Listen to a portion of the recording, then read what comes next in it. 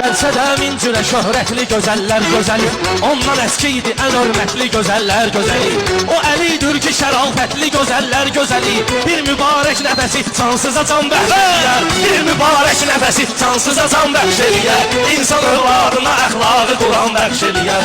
İnsana min cürə neymət yaradan bəxş eləyər. Tanrının neymətidir nura gətirmiş gözünü, Tanrının neymətidir nura gətirmiş gözünü. Ona xaltir nə olar torpağa vursun dizünü. Hər namaz vaxtı gedib qibləyə döndər üzünü. Heç nə bəxş eyləməyən zövqi azam bəxş eləyər. Heç nə bəxş eyləməyən zövqi azam bəxş eləyər. İnsana min cürə neymət yaradan bəxş eləyər. Vüqar Allaha qurban eləyər hər şeyini, Allahın əl işidir zənn elə insan beyni. Bütün insanları Allah yaradıbdır eyni.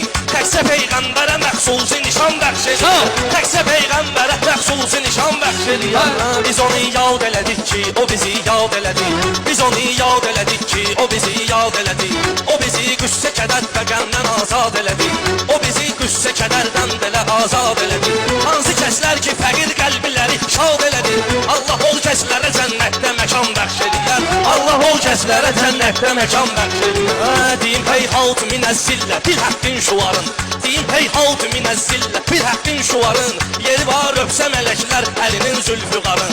Yeri var öpsə mələklər əlinin zülfü qarın. Bir də Allah mənə göstərsə Hüseynin məzarın. Elə bilsin mənə həm möhtərəm an bəxş eləyər. Elə bilsin mənə həm möhtərəm an bəxş eləyər. Başar övladına əxlaqı Quran bəxş eləyər.